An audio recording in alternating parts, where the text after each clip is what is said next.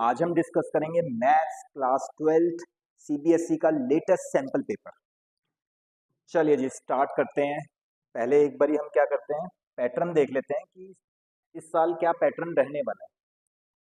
तो सबसे पहले आपके पास 20 क्वेश्चंस आएंगे, 1 मार्कर 20 मार्क्स के। उसके बाद आपके पास 5 क्वेश्चंस रहेंगे 2 मार्क्स ईच, 10 मार्क्स के ये होंगे। 6 क्वेश्चंस आपके रहेंगे 3 मार्क्स ईच, तो 18 मार्क्स का ये रहेगा। उसके बाद 4 क्वेश्चंस आपके रहेंगे 5 मार्क्स ईच, तो 20 मार्क्स का ये होगा। 3 क्वेश्चंस आपके केस स्टडी से होंगे 4 मार्क्स ईच, 12 मार्क्स का ये होगा। Total marks 20, 30, 48, 68 and 80। तो 80 मार्क्स का सीबीएसई क्लास 12th मैथ्स का इस साल पेपर होगा, जिसमें क्वेश्चंस कितने होंगे टोटल 38 क्वेश्चंस आपके टोटल रहेंगे। टाइम ड्यूरेशन वही 3 आवर्स। चलिए जी, तो लेटेस्ट सैंपल पेपर अब हम डिस्कस करते हैं आज का। तो इस साल पहला ही क्वेश्चन बहुत अच्छा अल्टीमेट क्वेश्चन है। If for a square matrix A into adjoint of A, आपको ये मैट्रिक्स गिवन है और आपको निकालना है determinant of A plus adjoint of A. तो स्टूडेंट्स पहले आपको क्या करना है, ये क्वेश्चंस खुद से ट्राई करने हैं। फिर उसके बाद कंप्लीट सोल्यूशन डिटेल आंसर में जानने के लिए आपको ये वीडियो आगे प्रोसीड करना है। हर क्वेश्चन 1 बाय 1 पहले आप ट्राई करेंगे। चलिए जी, तो क्वेश्चन नंबर 1 डिस्कस कर रहे हैं। तो स्क्वायर मैट्रिक्स है कोई ए इंटू एडजॉइंट ऑफ ए। आप सबको ये प्रॉपर्टी भी पता होनी चाहिए थी कि ए इंटू एडजॉइंट ऑफ ए क्या होता है, determinant of A into identity matrix. और ये आपको गिवन क्या है, हमें ये गिवन है 2025 0 0 0 2025 0 0 0 2025। तो यानी कि a into adjoint of a जो आपको गिवन थी matrix, this can be written as determinant of a identity matrix. 3/3 की है तो हमने भी 3/3 लिख दिया। किसी भी मैट्रिक्स में से आप अगर कोई एलिमेंट कॉमन लेते हो तो वो हर एलिमेंट में से कॉमन आता है। किसी भी मैट्रिक्स में से आप कुछ भी कॉमन लेते हो तो वो 9 के 9 एलिमेंट्स में से कॉमन आएगा। तो 2025 बाहर कॉमन आया तो अंदर हमारे पास क्या रह गया, 100 010 एंड 001। तो यानी कि इन दोनों को अगर कंपेयर किया जाए तो डिटर्मिनेंट आ गया जी 2025 एंड आइडेंटिटी मैट्रिक्स तो एज इट इज हमारे पास आ गई। तो डिटर्मिनेंट ऑफ ए, कोई ए स्क्वायर मैट्रिक्स थी, उसका डिटर्मिनेंट मेरे पास आ गया 2025। नाउ अब हमें क्या निकालना है, हमें निकालना है टू फाइंड, हमें वैल्यू निकालनी थी। पहला ही question ultimate question, determinant of A plus adjoint of A का डिटर्मिनेंट। तो डिटर्मिनेंट ऑफ ए तो हमारे पास आ गया 2025। ये वाली प्रॉपर्टी सबने जरूर पढ़ रखी होगी कि एडजॉइंट ऑफ ए का डिटर्मिनेंट क्या होता है स्टूडेंट्स, ए का डिटर्मिनेंट की होल पावर n-1। n क्या होता है, ऑर्डर। तो यहाँ 3/3 की स्क्वायर मैट्रिक्स थी, तो यानी कि आंसर क्या होगा, determinant of A that is 2025 की होल पावर n-1, 3 - 1 यानी कि 2। तो इस क्वेश्चन का फाइनल आंसर क्या आ गया, 2025 की होल पावर 2। कोई ऑप्शन है, हाँ जी है, ऑप्शन डी। तो बहुत ही अच्छा क्वेश्चन था 1 मार्क के लिए। तो आपके एग्जाम में पहला क्वेश्चन मैट्रिक्स डिटर्मिनेंट के अंदर ही आएगा, मैट्रिसेस का ही होगा पहला क्वेश्चन। सेकंड क्वेश्चन मैट्रिक्स का ही होगा, है ना। तो ये डिटर्मिनेंट में भी आ सकता है, मैट्रिक्स में भी आ सकता है फर्स्ट क्वेश्चन। तो इसी तरह अगर आपको चैप्टर वाइज वेटेज देखनी है तो सैंपल पेपर को बड़े अच्छे से फॉलो करना है, बड़ी बारीकी से फॉलो करना है। जिस क्वेश्चन पे जिस चैप्टर का क्वेश्चन आया हुआ है, जिस नंबर पे जिस चैप्टर का क्वेश्चन आया हुआ है बोर्ड में भी उसी चैप्टर का क्वेश्चन आपको क्वेश्चन नंबर 3, क्वेश्चन नंबर 4 ऐसे दिखेंगे।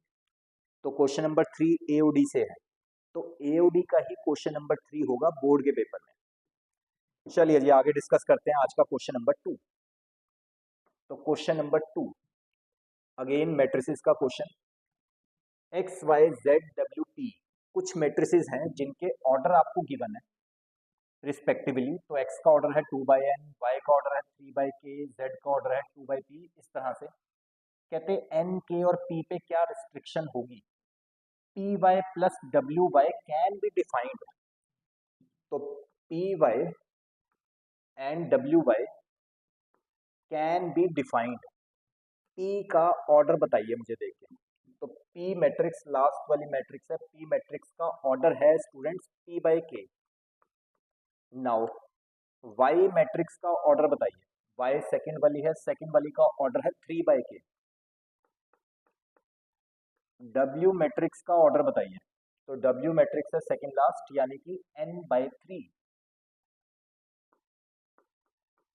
वाई मैट्रिक्स का ऑर्डर चेक करिए, वाई मैट्रिक्स का ऑर्डर 3/k है ना, 3/k। चलिए जी, तो दो मैट्रिक्स मल्टीप्लाई कब होती हैं, जब ये वाली चीज सेम हो, है ना। दो मैट्रिक्स मल्टीप्लाई कब होती हैं, जब ये वाली सेम चीजें सेम हो। पहली मैट्रिक्स के number of columns and second matrix के नंबर ऑफ रोज ये सेम होने चाहिए और दिस बाय दिस का आंसर आता है। तो जो पी वाई आंसर होगा वो p/k का आएगा। एंड यहां से हमें k की वैल्यू भी मिल गई कि k must be equal to 3 plus W Y जो मैट्रिक्स आएगी तो वो तब आएगी जब W के number of columns and Y के नंबर ऑफ रोज सेम होने चाहिए और n/k का आंसर आएगा। तो अभी तक हमें यहाँ से क्या बातें पता लगी कि k की वैल्यू 3 है, ये आंसर है ना। k की वैल्यू 3 है, ये आंसर है। एंड अगर दो मैट्रिसेस को ऐड होना है तो ऑर्डर मस्ट बी सेम, ये ऑर्डर सेम होने चाहिए, ये ऑर्डर सेम होने चाहिए। तो p/k must be equal to n/k। यहाँ से क्या बात निकल के आई कि p n के बराबर होगा और पहले क्या निकल चुका है कि k 3 होगा। चलिए देखिए कोई ऑप्शन मैच हो रही है, पहली ही ऑप्शन मैच कर गई, k 3 और p n के बराबर है। तो इस क्वेश्चन का सही आंसर क्या था स्टूडेंट्स, ऑप्शन ए। चलिए तो पहले दो क्वेश्चन हमने डिस्कस करें, अब आगे बढ़ते हैं। Question number 3, question number 3, the interval in which the function defined by f of x। तो क्वेश्चन नंबर 3 है, एक फंक्शन है f of x is equal to e की पावर x। कहते हैं ये फंक्शन स्ट्रिक्टली इंक्रीजिंग होना चाहिए, स्ट्रिक्टली इंक्रीजिंग। तो कोई फंक्शन स्ट्रिक्टली इंक्रीजिंग कब होता है, जब जब उसकी डिफरेंशिएशन सिर्फ और सिर्फ ग्रेटर देन 0 होती है। तो कोई फंक्शन स्ट्रिक्टली इंक्रीजिंग कब होता है स्टूडेंट्स, जब जब उसकी डिफरेंशिएशन e की पावर x की डिफरेंशिएशन इज e की power x for increasing function differentiation must be greater than 0। तो e की power x is greater than 0। x कुछ मर्जी डाल लीजिए आप, कोई भी रियल नंबर डाल लीजिए, सबको पता है x की कोई भी वैल्यू डाल लीजिए, e की पावर x का आंसर हमेशा 0 से बड़ा आएगा। x चाहे आप पॉजिटिव डालिए चाहे नेगेटिव डालिए, पूरी रियल नंबर लाइन पे x की वैल्यू -इंफिनिटी से इंफिनिटी कुछ भी डालो, e की power anything is always greater than 0। More over आपको ये ग्राफ भी पता होना चाहिए कि e की पावर x का ग्राफ कुछ ऐसा ऐसा होता है।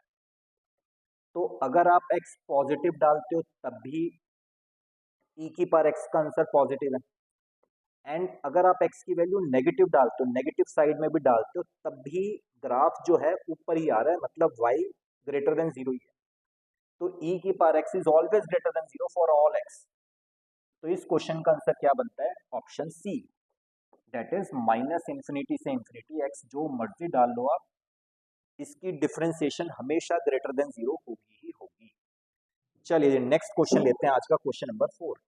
बड़ा ही जबरदस्त क्वेश्चन है क्वेश्चन नंबर 4, इस टाइप का क्वेश्चन आने ही वाला है आपके बोर्ड एग्जाम में।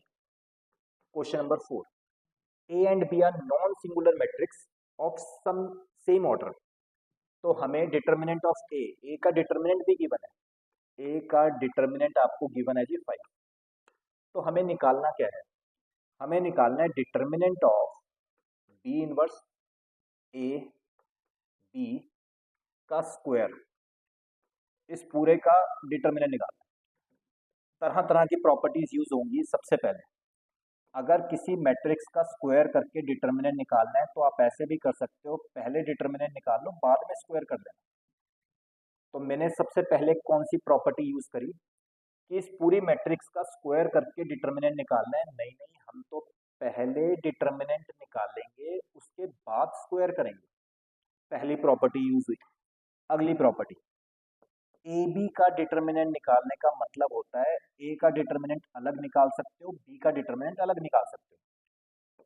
तो this can be reduces to B का डिटर्मिनेंट, ए का डिटर्मिनेंट, बी का डिटर्मिनेंट का स्क्वायर, है ना। तो बाहर स्क्वायर तो चल ही रहा है। नाउ अगेन नेक्स्ट प्रॉपर्टीज, किसी मैट्रिक्स का इनवर्स निकाल के डिटर्मिनेंट निकालना है या फिर पहले डिटर्मिनेंट निकाल लो बाद में इनवर्स कर लेना, तो एक ही बात होती है। तो दिस रिड्यूसेस टू बी का डिटर्मिनेंट का इनवर्स, ए का डिटर्मिनेंट, बी का डिटर्मिनेंट का whole square. Now determinant of, है ना, तो ये क्या है, बी इनवर्स, बी मैट्रिक्स का डिटर्मिनेंट फिर inverse. This can be written as 1/b, 1/b determinant of A determinant of B का होल स्क्वायर। बी के डिटर्मिनेंट से बी का डिटर्मिनेंट कट हुआ, बचा क्या हमारे पास, ए का डिटर्मिनेंट का स्क्वायर। ए का डिटर्मिनेंट सबको पता था 5, बड़ा ही जबरदस्त क्वेश्चन था, आंसर आया 25 या तो 5 का स्क्वायर। तो ऑप्शन है जी 5 का स्क्वायर, यानी कि ऑप्शन बी। बहुत अच्छा क्वेश्चन था, क्वेश्चन नंबर 4। बहुत ही अच्छी अच्छी प्रॉपर्टीज इसमें हमने यूज की। चलिए जी आगे बढ़ते हैं, आज का question number 5। The value of n such that the differential equation is homogeneous. Homogeneous का मतलब होता है हर वेरिएबल की पावर सेम रहेगी, वेरिएबल्स की पावर सेम। वैसे तो बहुत तरीके होते हैं होमोजीनियस चेक करने के लिए। तो क्वेश्चन था student log y minus log x plus 1 की whole power, whole divided by x की पावर n। n क्या हो ताकि ये होमोजीनियस बन जाए, मतलब सेम सेम पावर आ जाए। होमोजीनियस मतलब सेम सेम पावर।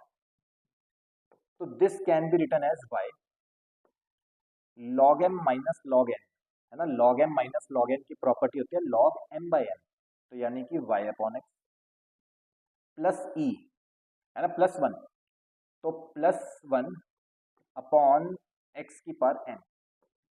फिर दोबारा देखो, y को सबसे मल्टीप्लाई किया, this can be reduces to y log y by x plus y upon x की पावर n अलग, x की पावर n अलग। होमोजीनियस होने के लिए सारे वेरिएबल्स की पावर सेम करनी होती है, ये ट्रिक है, शॉर्टकट है कि वेरिएबल्स की पावर सेम होनी चाहिए अगर होमोजीनियस करना है। तो यहाँ से इजीली आप क्या बात बता सकते हो कि n की वैल्यू क्या रहेगी, 1। इधर से भी अगर टोटल वेरिएबल्स की पावर सेम रखनी है, y की पावर 1 है तो x की पावर भी 1 होनी चाहिए थी। तो यहाँ से हम क्या डिड्यूस कर सकते हैं कि n मस्ट बी 1। तो इस क्वेश्चन का भी फाइनल आंसर क्या आ गया, B. B is the final option. चलिए नेक्स्ट करते हैं आज का क्वेश्चन नंबर 6। सिक्स्थ क्वेश्चन में कहा गया है कि 3 पॉइंट्स कोलिनियर है, 3 पॉइंट्स कोलिनियर है। तो कोलिनियरिटी की कंडीशन आप डिटर्मिनेंट्स में निकालते थे, है ना। तो एक ट्राइंगल जो कि 3 कोलिनियर पॉइंट से बना हुआ है, 3 कोलिनियर पॉइंट से बनने वाले ट्राइंगल का एरिया क्या होगा, area of such triangle is 0। 3 collinear point से बनने वाले ट्राइंगल का एरिया क्या होता है, 0 होता है। तो फॉर्मूला क्या होता था एरिया ऑफ ट्राइंगल के लिए, x1, है ना। पहला पॉइंट क्या बोला गया है, x1 y1, और थर्ड कोऑर्डिनेट हम हमेशा 1 ले लेते हैं। डिटर्मिनेंट निकालने के लिए थर्ड कॉलम को हम हमेशा 1 ले लेते हैं, ठीक। Third is x1 plus x2, y1 plus y2 and is 1। तो प्लस माइनस प्लस लगा के दिस मस्ट बी 0, इसको 0 से इक्वेट कर देना है ना। तो एरिया ऑफ ट्राइंगल होता था half of this this this is equal to 0। तो हाफ तो उधर जाके 0 ऑलरेडी हो गया। प्लस माइनस प्लस के लिए डिटर्मिनेंट ओपन करना है आपको, प्लस ऑफ x1 ब्रैकेट, ये cancel, this into this y2 minus this into this, तो y1 minus y2, again minus of y1, ये cancel, this into this is x2 minus this into this is x1 minus x2, last is plus of 1, ये cancel, this into this, तो x2 y1 plus x2 y2 minus this into this, यानी कि x1 y2 and minus x2 y2 is whole is equal to 0। कुछ cut रहा है तो काट दीजिए, ये से ये कट गया। चलिए जी, तो y2 से y2 कट हो गया, यहाँ पे x2 से x2 कट हो गया। जो कर सकते हैं अपने आप आगे प्रोसीड करिए। ये आ गया माइनस x1 y1, यहाँ से आया जी प्लस x1 y1, ये भी आपस में कट हो जाएगा, plus x2 y1 minus x1 y2 is equal to 0, ये आपस में कट हो गया। तो इस क्वेश्चन का आंसर आने ही वाला है x2 y1 is equal to x1 y2। इन्हीं में से कोई एक आपसे पूछा गया था, x1 y2 की वैल्यू क्या होगी, तो x1 y2 की वैल्यू क्या रहेगी, x2 y1। तो देखिए ऑप्शन में x2 y1 है हमारे पास, तो इस क्वेश्चन का सही आंसर क्या आ गया, ऑप्शन ए। इजी था, 1 मार्कर था, 1 मार्क में ही बनता है। आपको बोर्ड में जरूरी नहीं है कि ये सॉल्व करके दिखाना है, आप रफ में भी कर सकते हैं, लेकिन मेरा सजेशन है कि आप ये सोल्यूशन जरूर दिखाओ, है ना, फिर मार्क करके आओ लास्ट में ए ऑप्शन। चलिए जी आगे बढ़ते हैं, question number 7। If this matrix is a skew symmetric matrix then the value of a plus B plus C. तो ए कोई मैट्रिक्स है, कहते हैं स्क्यू सिमेट्रिक मैट्रिक्स है। इस क्वेश्चन को मैं आपको दो तरीके से कराऊंगा, एक छोटा मेथड, एक डेफिनेशन वाला मेथड। चलिए तो 2 3 0, ये स्क्यू सिमेट्रिक मैट्रिक्स है, तो ए बी सी की वैल्यू हमें निकालनी थी, ऐड करके क्या है। अच्छा, कोई मैट्रिक्स स्क्यू सिमेट्रिक कब होती है, जब उसका ट्रांसपोज माइनस ऑफ वही मैट्रिक्स हो जाए, तो ये स्क्यू सिमेट्रिक मैट्रिक्स की कंडीशन होती है। तो किसी मैट्रिक्स का ट्रांसपोज क्या होता है, किसी भी मैट्रिक्स का ट्रांसपोज क्या होगा, first row will become first column, second row will become second column and third row will become third column, must be equal to minus of A is same 0 1 c minus 1 a minus b 2 3 0। Now minus को आप multiply कर सकते हैं हर element के साथ, तो 0 minus 1 and minus c, 1 minus a plus b minus 2 minus 3 and 0। Now if two matrices are same equal then their corresponding elements are equal. If two matrices are equal then their corresponding elements are equal. चलिए जी, तो इनको compare करते हैं, तो 2 क्या आ गया, है ना, 2 क्या आ गया, c की वैल्यू आ गई थी -2।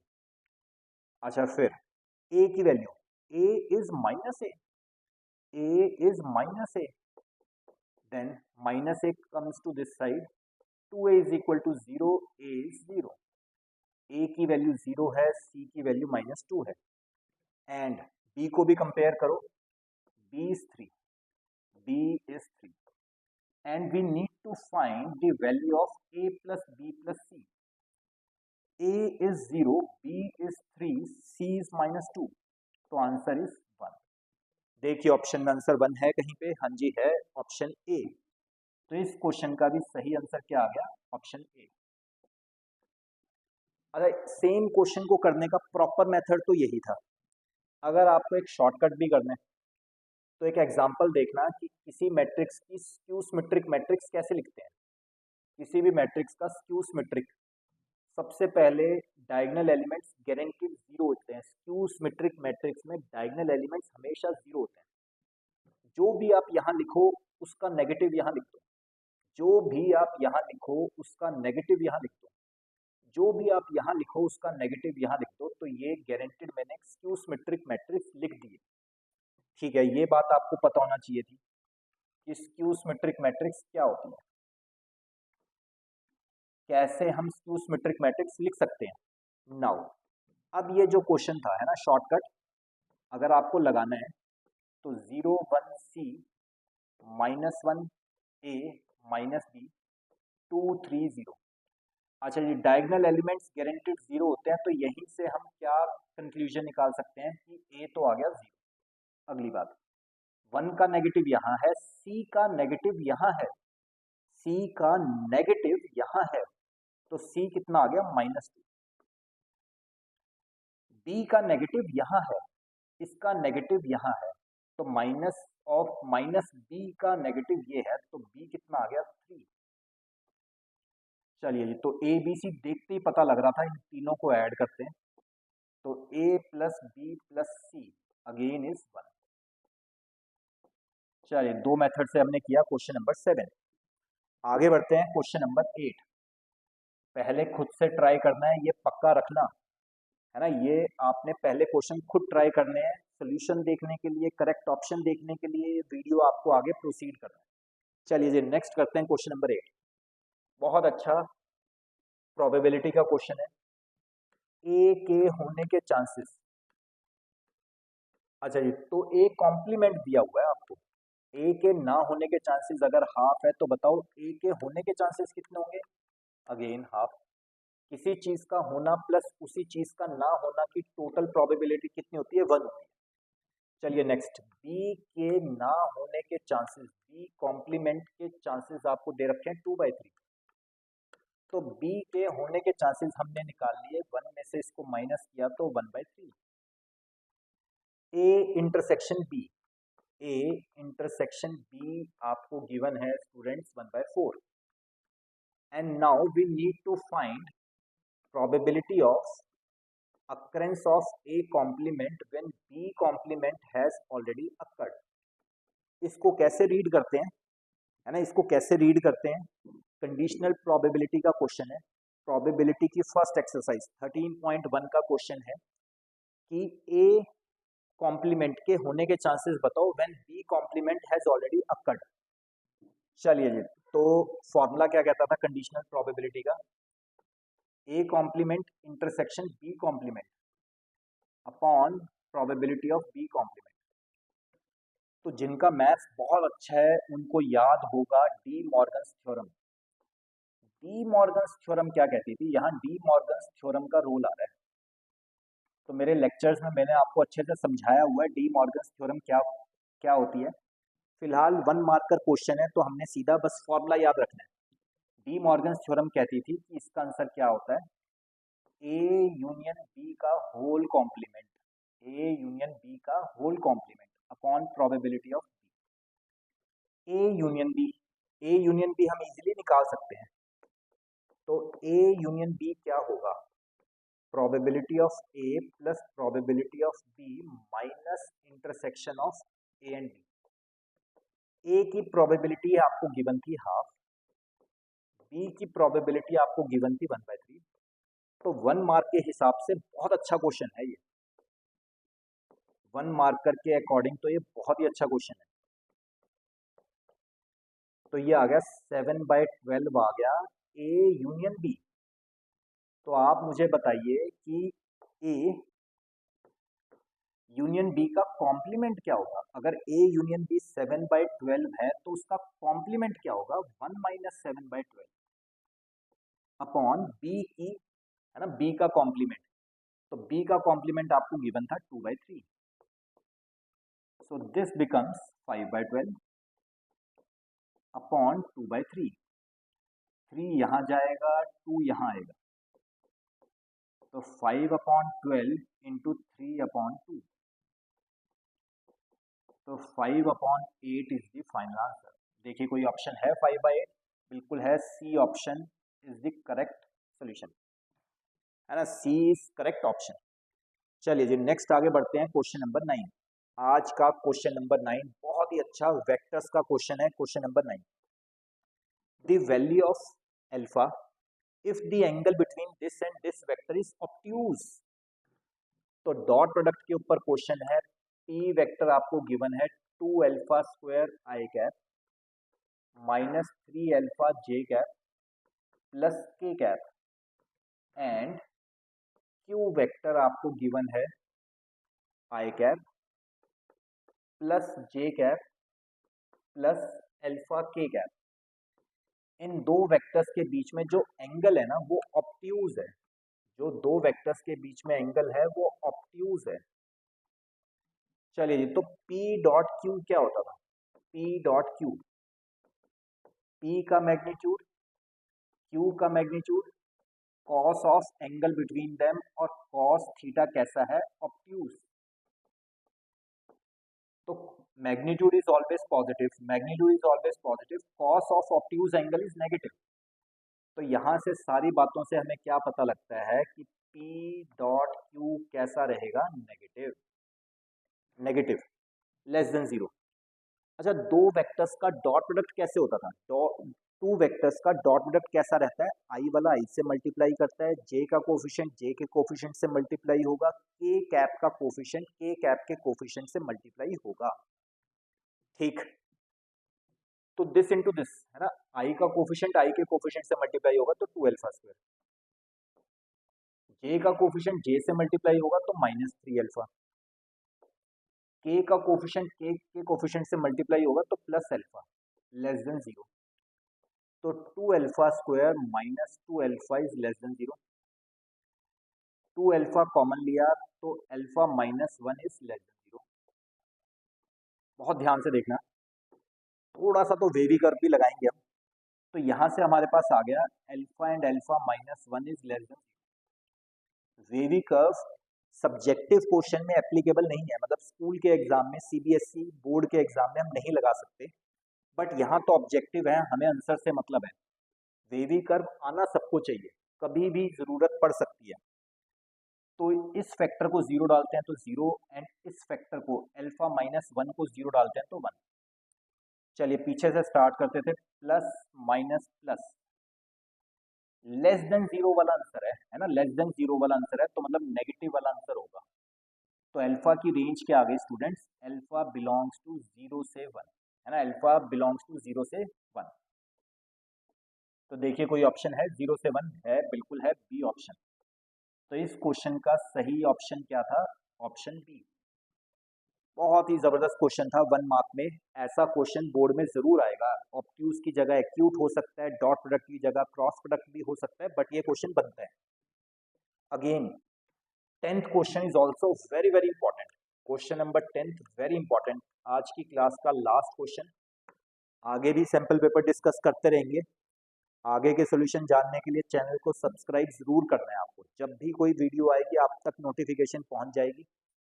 ठीक, चलिए जी, क्वेश्चन नंबर 10। ए का मैग्नीट्यूड, ए का मैग्नीट्यूड 3 है, बी वेक्टर का मैग्नीट्यूड 4 है। ए प्लस बी, ए और बी के रिजल्टेंट का मैग्नीट्यूड गिवन है आपको 5, and we need to find magnitude of A minus B vector. चलिए जी, तो हमें ये पता होना चाहिए, वी नो दैट, फॉर्मूला क्या यूज कर रहे हैं? जब हमारी रेगुलर क्लासेस होती थी तो हमने ये डिराइव भी किया था, बट अभी 1 मार्क के लिए हम डेरिवेशन नहीं करेंगे। ए प्लस बी का स्क्वायर ए माइनस बी का square is equal to twice of A का स्क्वायर। डॉट प्रोडक्ट्स के अंदर हमने ये प्रॉपर्टी डिराइव की थी कि हम इसको कभी भी यूज कर सकते हैं। डेरिवेशन हमने क्लासेस में की थी, रेगुलर क्लासेस में। ए प्लस बी, ये आपको गिवन है जी 5 का स्क्वायर। ए माइनस बी का मैग्नीट्यूड हमें निकालना है, ट्वाइस ऑफ ए का मैग्नीट्यूड आपको गिवन है 3, बी का मैग्नीट्यूड आपको गिवन है 4। चलिए जी, बस यहीं से आंसर आएगा। 9 प्लस 16, 25 इंटू 2 इज 50, और यहाँ से क्या चल रहा है? 25 plus magnitude of A minus B का square.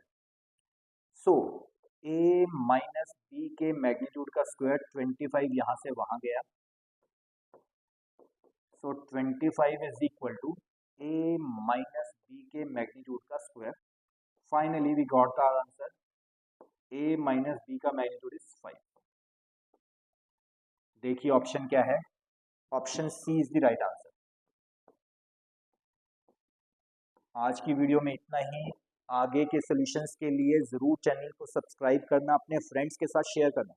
Thank you guys, thank you so much. जय हिंद।